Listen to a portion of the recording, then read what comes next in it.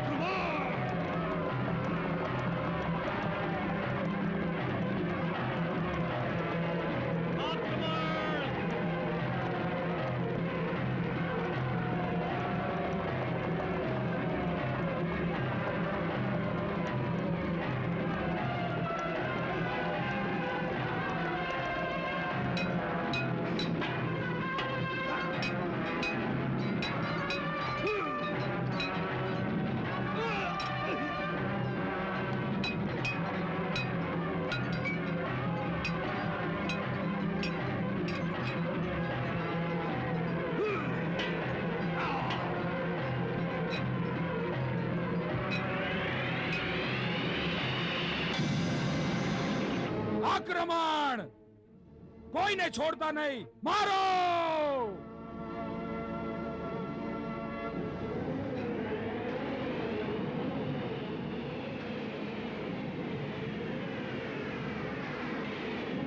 જો એ આક્રમણને રોકવામાં નહીં આવે તો ગાંડા હાથીની જેમ એ કૌરવોને એકલો જ પગ તળે કચડી નાખશે.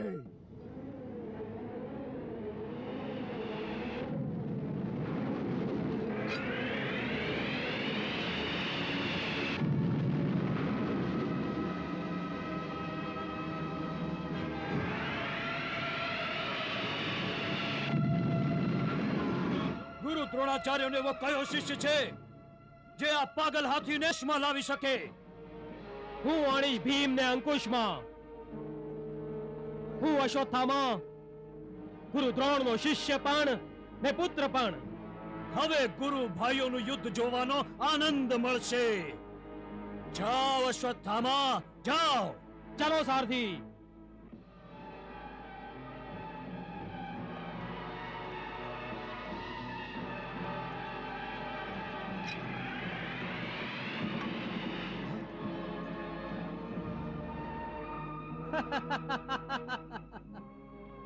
ઓ તું અશ્વત્થામા, તે તારા બાણથી મારા રથને છેદીને મને યુદ્ધ માટે લલકાર્યો છે. હા ભીમ, તું પણ મારા પિતાશ્રીનો શિષ્ય છે અને હું પણ. હવે જોઈએ કે આપણા બેમાંથી કયો શિષ્ય પોતાના ગુરુનું માન જાળવે છે. સાવધાન!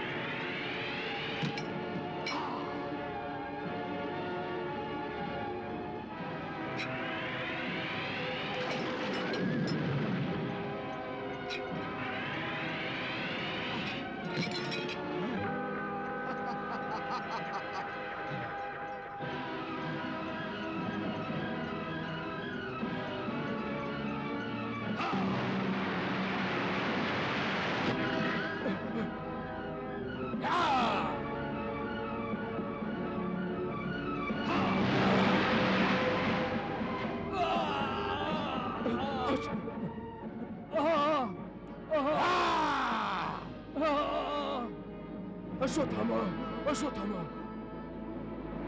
અશ્વત્થામા, અશ્વત્થામા, અશ્વત્થામા, અશ્વત્થામા. મને હર્ષ છે કે પિતાશ્રીનો એક શિષ્ય જ યુદ્ધ વિદ્યામાં એમના પુત્રથી અધિક પ્રવીણ છે.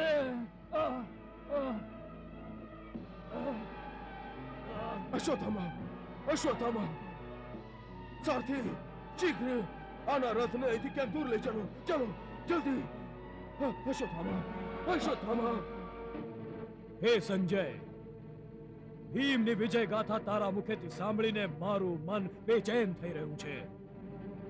ભીમ ગાંડા હાથીની જેમ કૌરવોને પોતાના પગ નીચે કચડી રહ્યો છે. કૌરવના વીર મહાવીર યોદ્ધા શું કરે છે? શું કોઈ ભીમના પગમાં બેડીઓ નથી નાખી શકતું? હે મહારાજ, રણભૂમિ પર તો ઘનઘોર સંગ્રામ ચાલી રહ્યા છે. દ્રોણાચાર્ય ધૃષ્ટધૂમ્ન સામે યુદ્ધ કરી રહ્યા છે.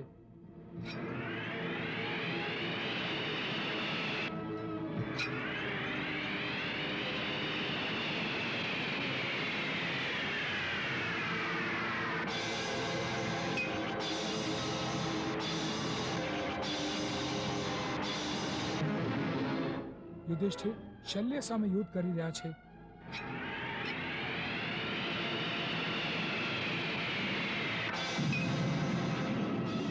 રાજા ભગદત્ત વિરાટ સામે યુદ્ધ કરી રહ્યા છે.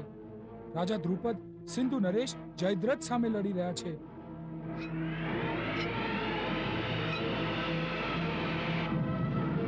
દ્રૌપદીના 5 પુત્ર સુભદ્રા પુત્ર અભિમન્યુ, ઉલુપી પુત્ર ઈરાવાન એ બધા કૌરવો સામે લડી રહ્યા છે.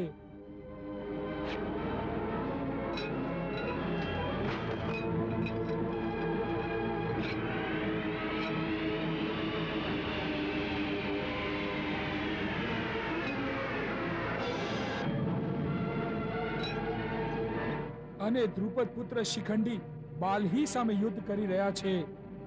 અને યુવરાજ દુર્યોધન પાંડુ પુત્ર નકુલ સામે લડી રહ્યા છે.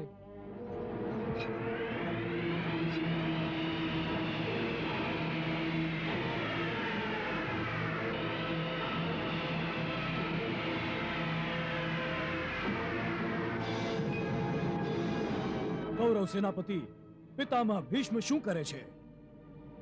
પિતામહ ભીષ્મએ તો પાંડવોની સેનામાં હાહાકાર મચાવી દીધો છે.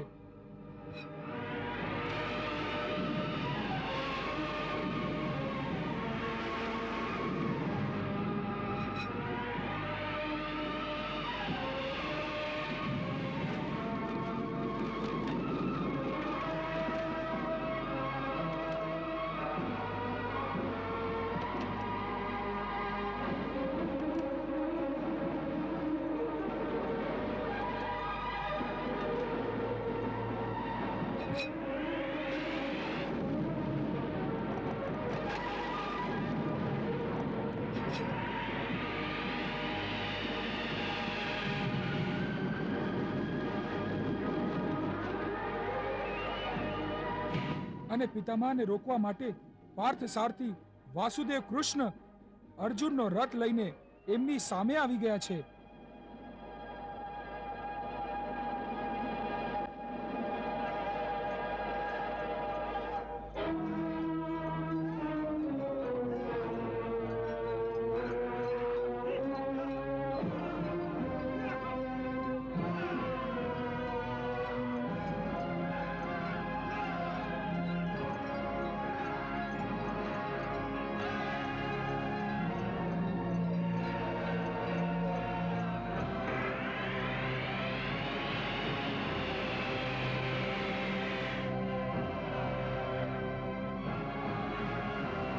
પિતામહ, આપના પૌત્ર તરફથી આ આપની સેવામાં મારા સાદર પ્રણામ હતા.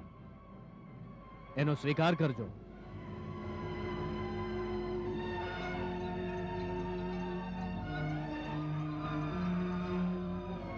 હે ધનંજય, મેં તારા અનોખા પ્રણામનો સ્વીકાર કર્યો.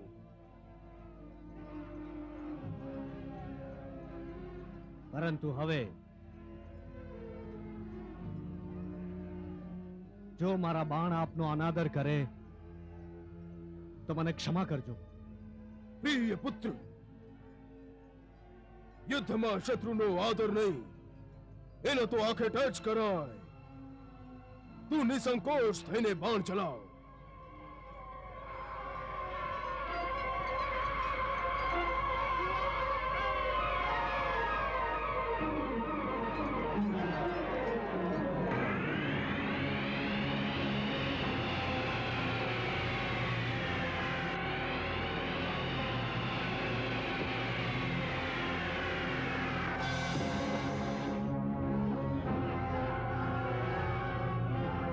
તું તે કેવો યોદ્ધા છે અર્જુન, કે તને યુદ્ધનો પહેલો પાઠ પણ યાદ નથી રહ્યો. પહેલો પ્રહાર ભરપૂર હોવો જોઈએ. જોઈ લે.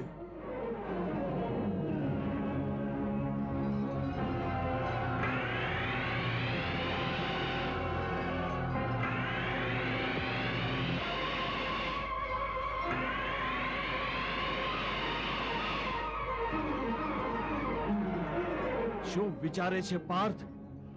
તારા શત્રુ પર જોરદાર પ્રહાર કર.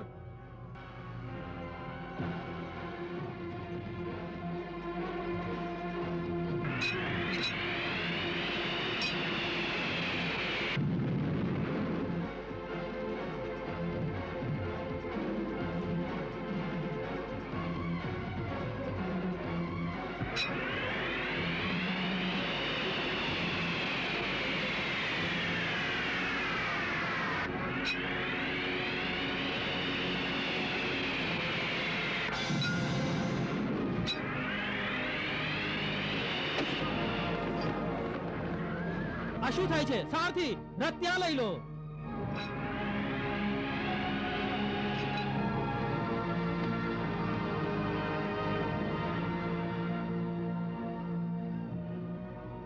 પ્રણામ પિતામહ.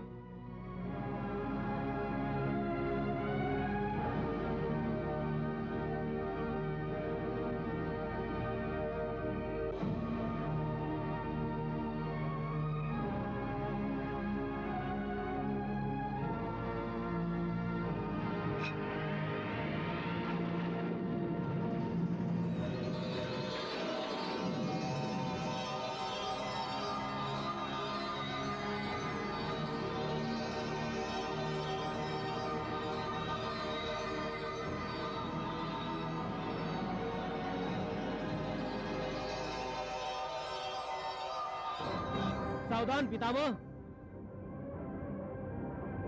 હવે મારા બાણ મર્યાદાઓની સીમાઓથી પર યુદ્ધના નિયમોનું પાલન કરવા ત્રાટકશે.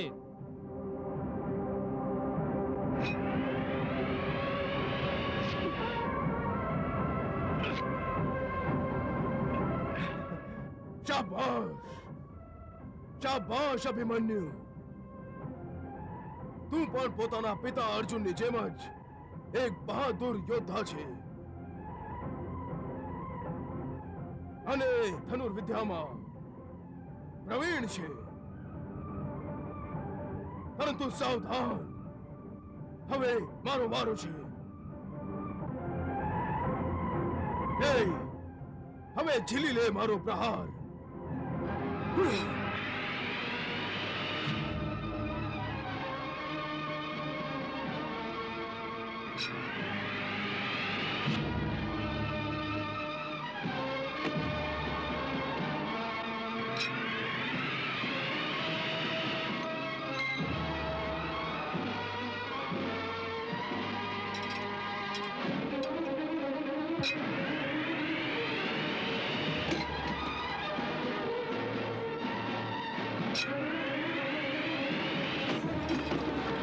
આગળ વધ.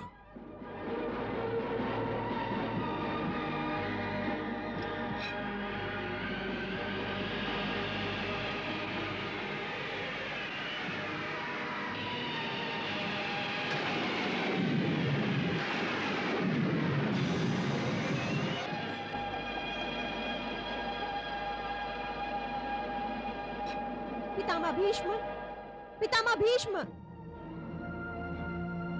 ઓળખ્યો મને? હું દ્રુપદ પુત્ર શિખંડી છું. તારે પોતાનો પરિચય આપવાની શી આવશ્યકતા છે શિખંડીની? પરંતુ તું યુદ્ધ ભૂમિ પર શું કરી રહી છે? જા, હું નારી સામે યુદ્ધ નથી કરતો.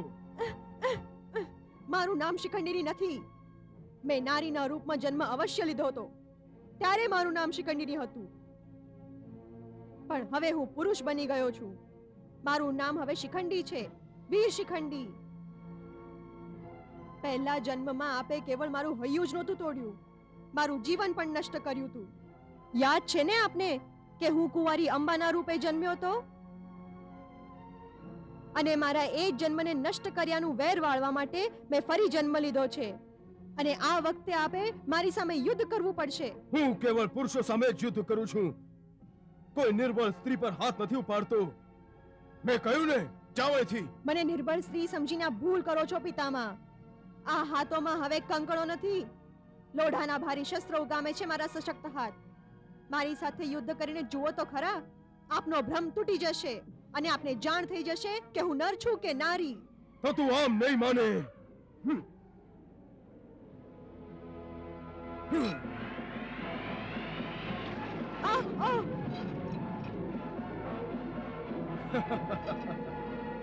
જા દીકરી જા, પહેલા પોતાનો રથ સરખો કરાવ, પછી યુદ્ધ કરવાનું વિચારજે. ચાલો સારથી.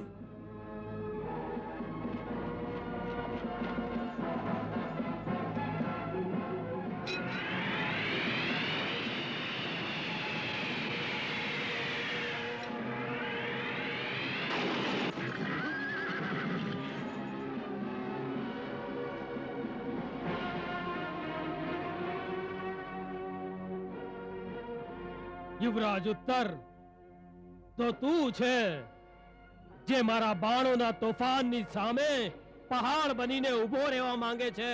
જી હા, હું વિરાટ નરેશનો પુત્ર ઉત્તર તમારા બાણોના વિનાશક તોફાનને પ્રતિબંધિત કરવા આવ્યો છું.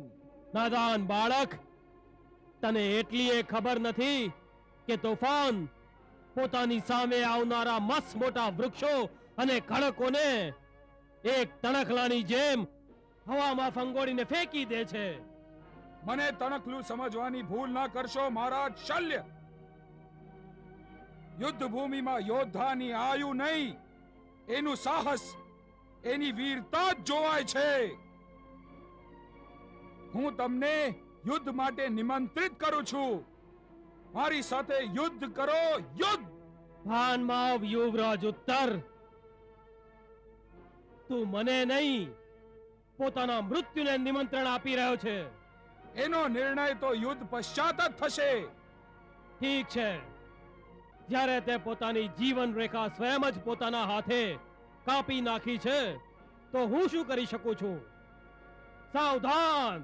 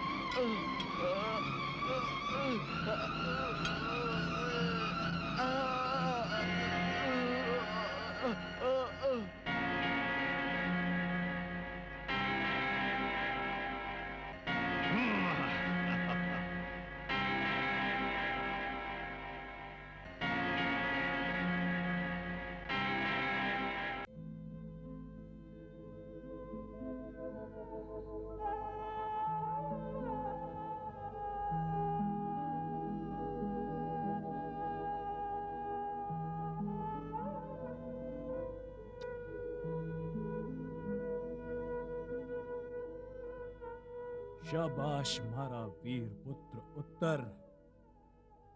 શાબાશ, તે તો યુદ્ધ ભૂમિ પર પોતાના પ્રાણોનું બલિદાન આપીને ક્ષત્રિય ધર્મનું પાલન કર્યું છે. પુત્ર ઉત્તર, આજે તારો આ પિતા તને છાતી સરસો ચાંપી તો નથી શકતો, પરંતુ તારા પિતાની છાતી તે આજે ગર્વથી ફુલાવી દીધી છે. કોણ એવો ક્ષત્રિય પિતા હશે જેને પોતાના પુત્રની વીર ગતિ પ્રાપ્તિ થયાનો ગર્વ નહીં થાય?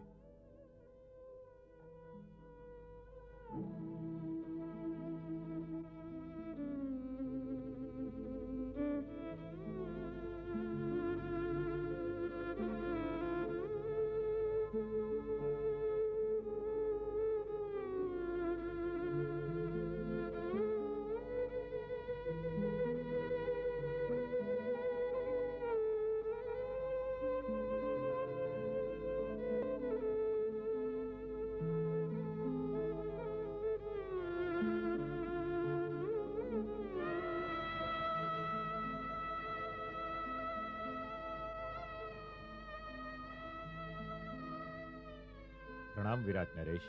પ્રણામ. મહારાજ વિરાટ, આપના પુત્ર યુવરાજ ઉત્તરે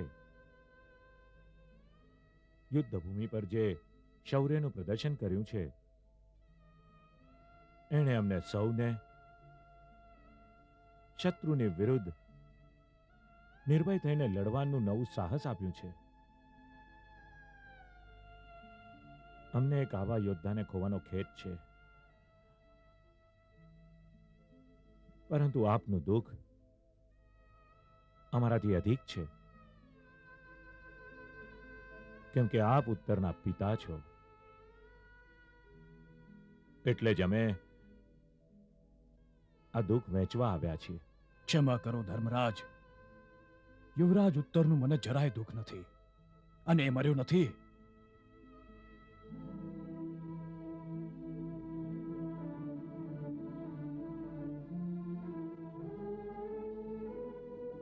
ઉત્તરે તો એક સાચા ક્ષત્રિયની જેમ યુદ્ધ ભૂમિ પર પોતાના પ્રાણોની આહુતિ આપી છે. મને ગર્વ છે કે મારા પુત્રને વીરગતિ પ્રાપ્ત થઈ છે. મારો પુત્ર અમર થઈ ગયો છે.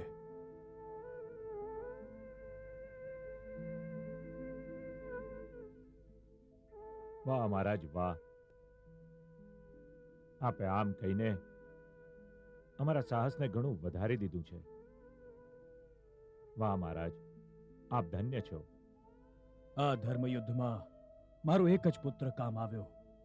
જો મારા 100 પુત્ર હોત તો પણ હું એમને ધર્મના નામ પર ભેટ ચડાવી દેત. સર્વનો જન્મ સફળ થઈ જાત. વાહ વાહ, વાહ વાહ. વિરાટ નરેશ,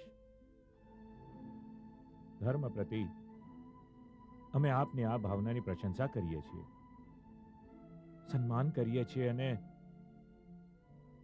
એ રણબંકા પર અભિમાન કરીએ છીએ, જેણે રણભૂમિ પર શત્રુ વિરુદ્ધ લડતા લડતા પોતાના પ્રાણોની આહુતિ આપી દીધી. યુદ્ધ ભૂમિમાં મૃત્યુ સામે જજુમવું ક્ષત્રિયને ગળથુથીમાં મળે છે.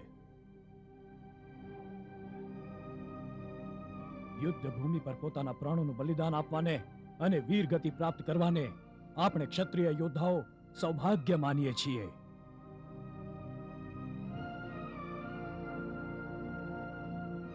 પરંતુ આપણે યાદ રાખવાનું છે કે આપણો ઉદ્દેશ કેવળ વીરગતિ પ્રાપ્ત કરવાનો નથી. આજે શત્રુ સેનાએ આપણા જેટલા યોદ્ધાઓનો વધ કર્યો છે, કાલે આપણે એથી વધુ કૌરવ યોદ્ધાઓને નર્ક પહોંચાડવાના છે. એટલે જ કાલની રણનીતિ આજે જ નક્કી કરવી જોઈએ. અવશ્ય મહારાજ, અવશ્ય.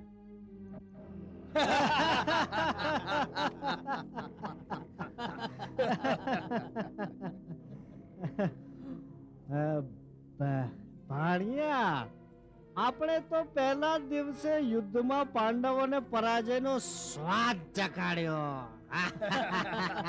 મામાશ્રી, યુદ્ધ ભૂમિ પર હતાશ પાંડવોને જોઈને એવું લાગતું હતું કે પાંડવો વનમાંથી આવ્યા બાદ યુદ્ધ કરવાનું જ ભૂલી ગયા. કોઈ પણ પાંડવ રાબેતા મુજબ હથિયાર નહોતા ઉઠાવતા. આ વાત પાંડવ ભીમસેનની બાબતે યોગ્ય નથી દુશાસન. અરે મામાજી, હજી પણ તે વાઘની જેમ ગરજે છે. આપણા સૈનિકોનો જુસ્સો પાણી પાણી થઈ જાય છે. જયદ્રથ, શત્રુની પ્રશંસા કરીને કે મદિરાના નશામાં કડવાશનો રસ ગોળી રહ્યા છો? ભીમના શૌર્યના વખાણ કરવાને બદલે પાંડવોની કાયરતાની વાતો કરીએ. કાયરતાની મદિરાની કડવાશ તો આપોઆપ જ મીઠાશમાં ફેરવાઈ જશે. નહીં દુશાસન, નહીં. શત્રુને કાયર અને ના હિંમત સમજવું એ પોતાની જાતને દગો આપવા જેવું છે. માત્ર પહેલા દિવસના વિજય પર આટલા ખુશ થવું ઉચિત નથી. જો આજે હું યુદ્ધમાં ભાગ લેત તો હું એ જાણવાનો પ્રયાસ કરત કે આખરે પાંડવોની આટલી સહેજ હારનું કારણ શું છે. આપણે આજે યુદ્ધમાં જે સાબિત કર્યું છે કે અમે કૌરવો જ રણક્ષેત્રમાં યુદ્ધ કરવાને અને રાજગાદીની શોભા વધારવાને લાયક છીએ, પાંડવો નહીં. આજની પાંડવોની હારનું મુખ્ય કારણ અમે અમે કૌરવો જ છીએ.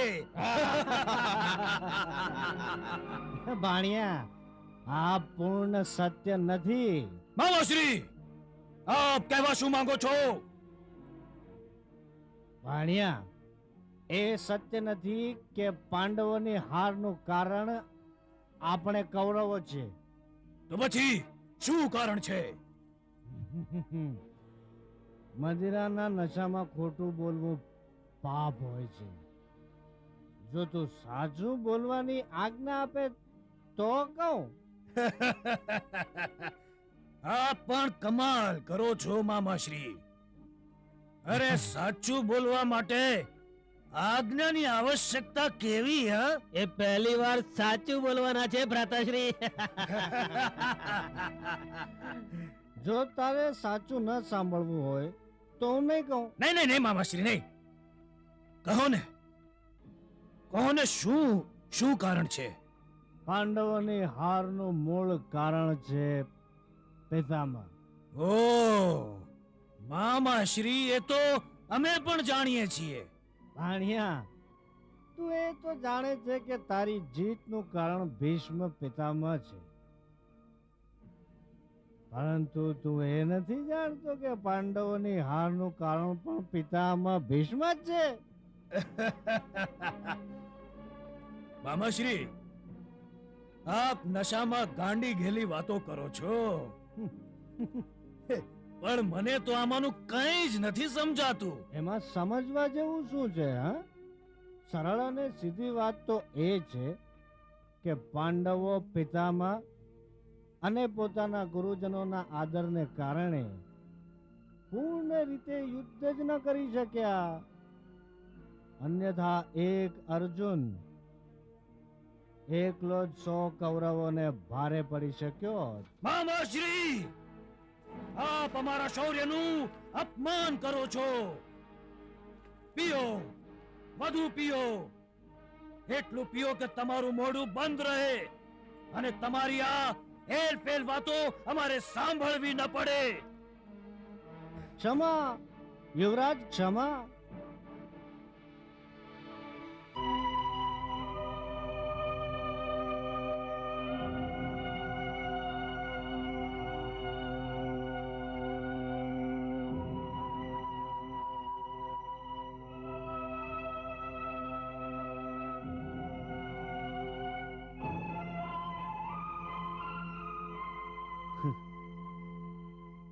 યુદ્ધમાં વીર યોદ્ધા પોતાના શત્રુઓના શીશ નમાવે છે.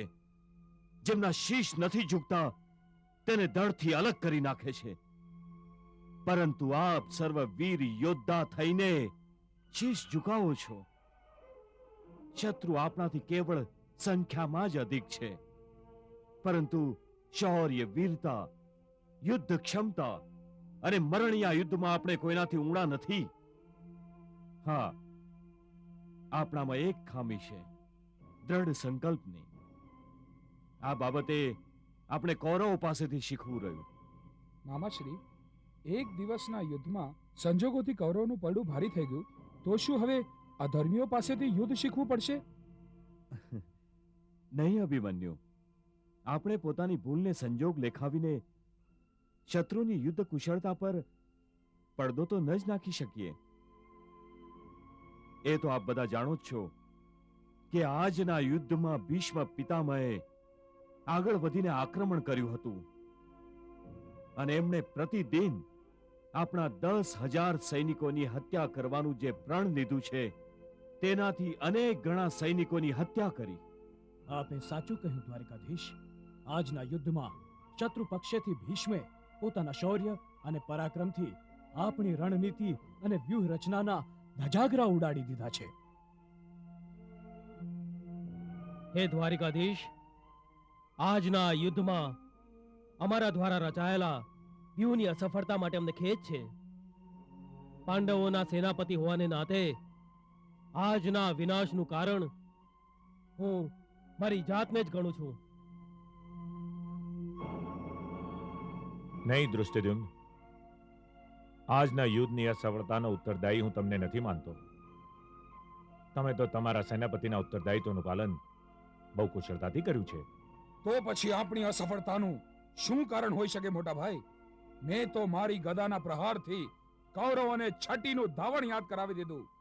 હે ભીમ, એક તું જ છે જેણે આજના યુદ્ધને યુદ્ધ ગણીને લડ્યું હતું.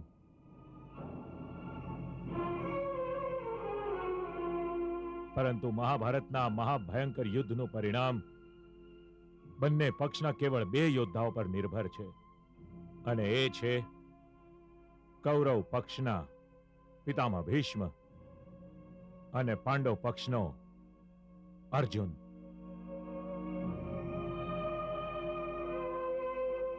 પિતામહને તો પોતાનું કર્તવ્ય બરાબર યાદ છે, જેનું પ્રદર્શન એમણે આજના યુદ્ધમાં કર્યું હતું. પરંતુ આપણા પક્ષનો યોદ્ધો પોતાનું કર્તવ્ય ભૂલી ગયો. એને તો એ પણ યાદ નહોતું રહ્યું કે તે સંપૂર્ણ જગતનો સર્વશ્રેષ્ઠ ધનુર્ધર છે, જેના ગાંડીવમાંથી વછૂટતા બાણની ગતિની વાયુ સ્પર્ધા નથી કરી શકતો. આપણા સૈનિકો પિતામહના બાણોની વર્ષામાં કીડા મંકોડાની જેમ મરતા હતા, પરંતુ અર્જુન એ જાણવા છતાં પણ કે પિતામહના બાણોના પૂરને બંધ બનીને એ જ રોકી શકે છે, છતાં એના હાથ પિતામહની સામે પોતાનું ગાંડી ઉઠાવતા કાપતા હતા. જે રાજાની સેનામાં આવો નબળો યોદ્ધો હોય, એ રાજા યુદ્ધ કઈ રીતે જીતી શકે? ભ્રાતાશ્રી, મારા પ્રતિ આપનો આ ક્રોધ ઉચિત છે. ખરેખર મેં ભૂલ કરી છે. કૌરવો વિરુદ્ધ હું પૂરેપૂરું યુદ્ધ નથી કરી શક્યો, પરંતુ મારા પર વિશ્વાસ રાખજો, એ ભૂલ મેં જાણી જોઈને નથી કરી. પિતામહના આદરને કારણે હું સંકોચ કરતો રહ્યો.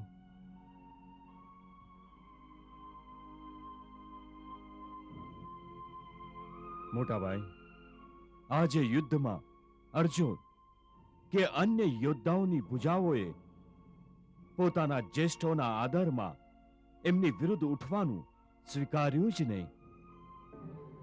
પરંતુ કાલે યુદ્ધ ભૂમિમાં જ્યારે બંને સેનાઓ સામ સામે આવશે, ત્યારે અવશ્ય અર્જુન પોતાનું ગાંડી ઉપાડશે. ત્યારે અવશ્ય અર્જુન પિતામહની સામે લોખંડની દિવાલ બનીને ઊભો રહેશે.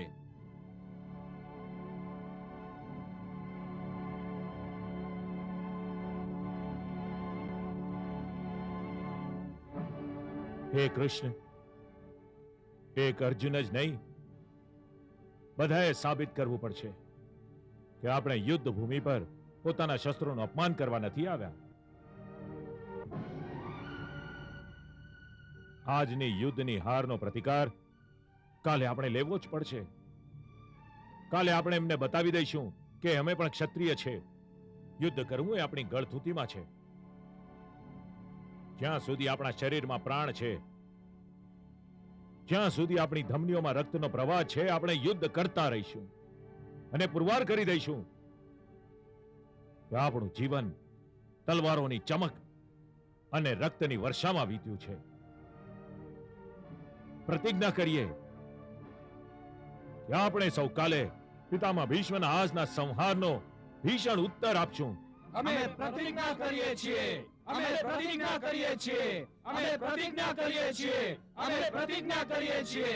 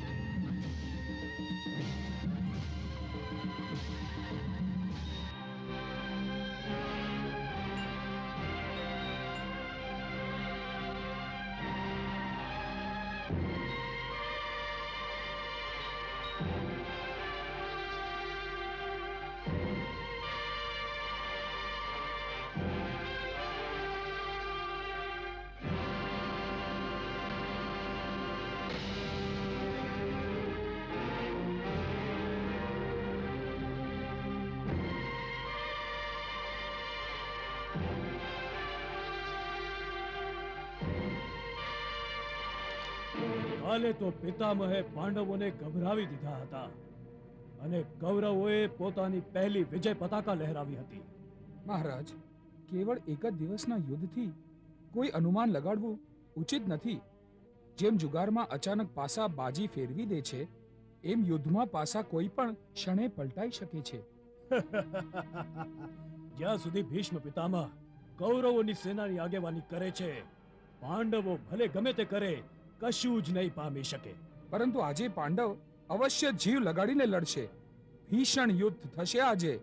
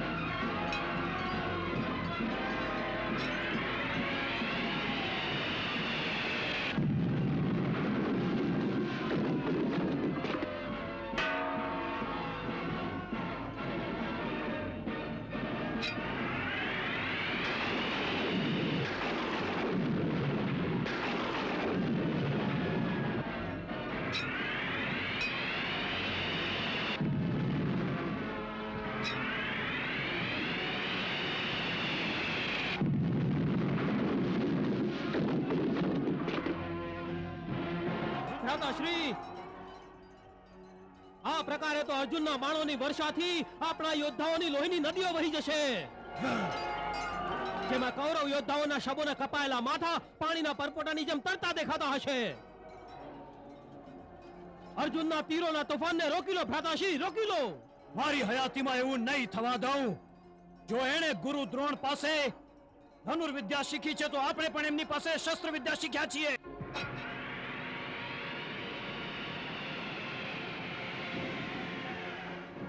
હે અર્જુન, તો બીજા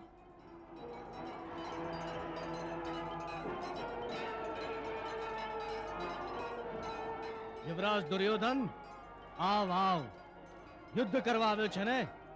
આવ, તું પણ તારી ઈચ્છા પૂરી કરી લે. અર્જુન! દુર્યોધન, હું તો તને ખૂબ જ બળવાન સમજતો હતો, પરંતુ તું તો બહુ દુર્બળ યોદ્ધા નીકળ્યો. પોતાના ક્રોધને તું કાબુમાં નથી રાખી શકતો, અને જે યોદ્ધા પોતાના ક્રોધને કાબુમાં નથી રાખતો તે કદી કોઈ પ્રકારનો વિજય નથી પ્રાપ્ત કરી શકતા. વિજય શ્રી તો રાજાઓના ભાગ્યમાં લખ્યું હોય છે, વનવાસીઓના ભાગ્યમાં તો ભાગવું અને ભાગતા રહેવું લખ્યું હોય છે. તું આજે ધનુર્વિદ્યા પર અહંકાર કરે છે, એ જ ધનુર્વિદ્યાથી હું તને ફરીવાર વનનો રસ્તો બતાડીશ.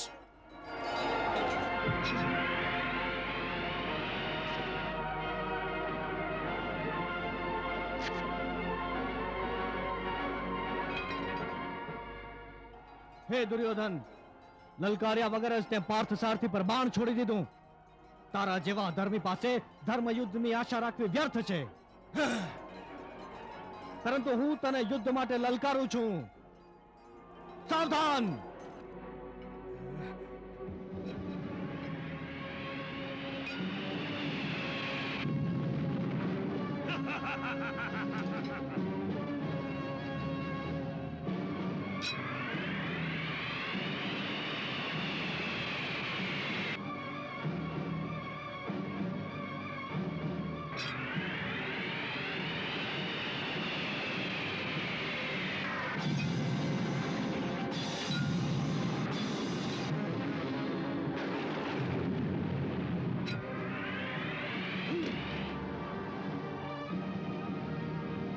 અરે, યુવરાજ દુર્યોધનના પ્રાણ સંકટમાં છે, આપણે એમને બચાવવા જોઈએ. હા, ચાલો ચાલો ચાલો. અમારી વચ્ચે કોઈ નહીં આવે.